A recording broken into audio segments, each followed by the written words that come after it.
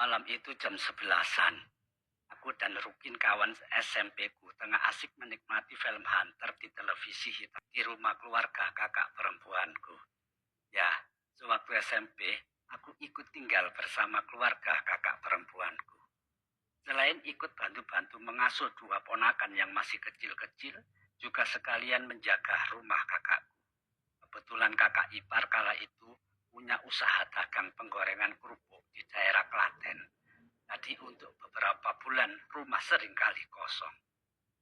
Saat-saat sendirian di rumah, yang sering menemaniku ya beberapa kawan semasa SD sekaligus SMP. Salah satunya ya Rukin itu. Kebetulan hari itu kakakku sekeluarga telah kembali dari Klaten. Mungkin karena kelelahan dari perjalanan bermotor yang panjang. Jam 10-an tadi sudah pada masuk ke kamar. Dua ponakan kecilku juga tak terdengar suaranya. Mungkin juga sudah di alam mimpinya. Tinggallah aku berdua sama Rukin saja yang menonton film Hunter. Sementara hari kian larut juga sepi. Maklumlah tinggal di kampung. Jika siang memang nampak indah menghijau. Pepohonannya besar-besar juga rindang, meneduhkan. Tapi ketika malam jadi kebalikannya. Tiada nampak lagi indahnya.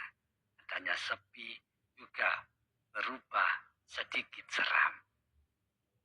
Hiburan yang bisa dinikmati selain televisi hitam putih dan radio tentunya, ya suara-suara serangga dan binatang malam. Suara jangkrik, kodok, tokek, cecak, juga guguk beluk, atau yang lebih dikenal burung hantu.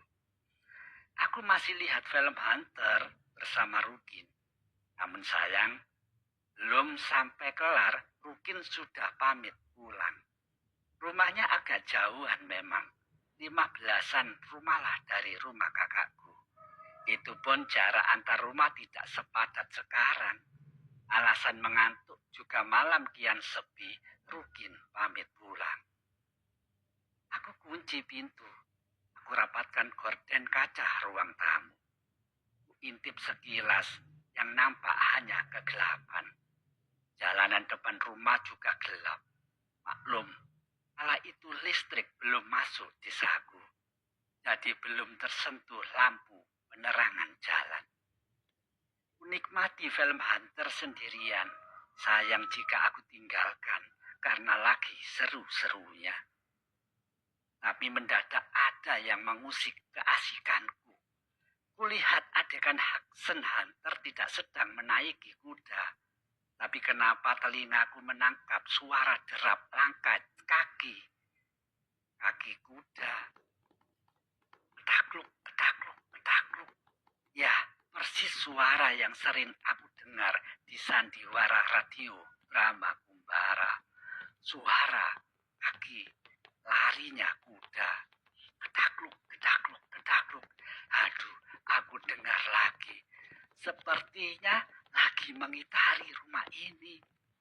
Kudanya siapa malam-malam begini kelayapan. Di tempatku juga tidak ada yang pelihara kuda. Kuintip keluar lewat gorden. Hanya gelap dari pepohonan yang bergoyang-goyang kena angin malam. Ojo mikir sing macem-macem. Bisa jadi ketakutan itu muncul karena bayangan kita sendiri.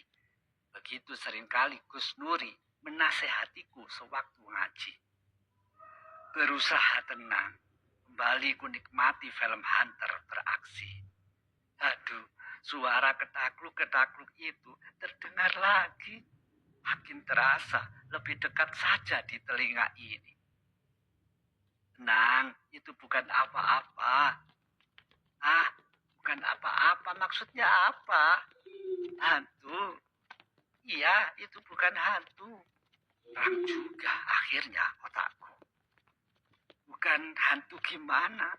Tengoklah, Mas sudah lupa. Pas di luar samping kamarmu kan terbujur kuburan keramat.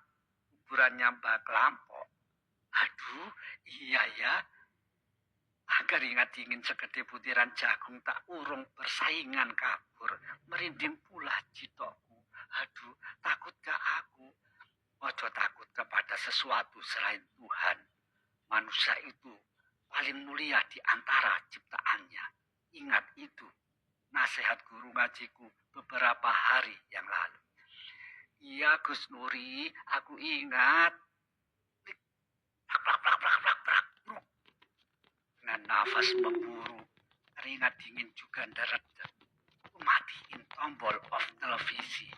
Lari terbirit-birit. Dobrak kamar kakak-kakakku yang sedang tidur. Tengkurap menutup wajah di bawah tempat tidur. Kakak iparku dan kakak perempuanku kaget bukan kepalang. Gelagapan mencercaku dengan tanya penuh kepanikan. Ono opo? Ono opo? Ono opo? Ada apa? Ono setan, hantu, setan. Jawabku sambil nunjuk jari mengarah ke depan sebenarnya. Tapi telunjukku secara tidak sengaja mengarah langsung menunjuk ke arah kakak-kakakku juga. Entahlah ketika aku dobrak tadi sedang tidur atau sedang apa. Secara hari kala itu malam Jumat Kliwon. Pokoknya malam ini aku tidur di sini. Besok saja aku ceritakan. Jawabku sambil terus tengkurap di bawah tempat tidur kamar kakakku. Tanpa alas menelungkup pula wajahku. Dengan deretek juga dingin anyepnya peluh. Dan kejadian di malam itu pun cepat menyebar. Begitu paginya aku ceritakan pada kakak-kakakku. Didengerin pula oleh tetanggaku. Jadi bahan candaan pula ketika jari menunjukkan ke depan rumah ada hantu, setan, kakakku yang kena tunjuk jariku karena berada di arah yang sama. Namanya juga hidup di kampung. Cerita beginian malah kian cepat berkembang dengan tambah-tambahan cerita bumbuan. Suara ketakluk itu katanya adalah suara lari kuda tunggangannya Mbah Klampok, penghuni makam atau punden yang lokasinya tepat di samping kamar tidurku. Cuma berbatas dinding rumah saja. Nah, disitulah seremnya. Baru menyadari jika selama itu tidurku bersebelahan dengan kuburan keramat Mbah Klampok. Disebut Mbah Klampok karena nisan atasnya berupa pohon jambu air atau jambu klampok. Ya, cerita masa kecilku itu bukanlah fiktif dan benar-benar ku alami. Dan banyak juga selain aku yang mengalami penampakan pendengaran suara ketakluk itu. Jadi cerita ini bukan fiksi, tapi benar-benar ku alami. Percaya tidak percaya, yang jelas alam gaib itu ada, makhluk gaib itu juga ada.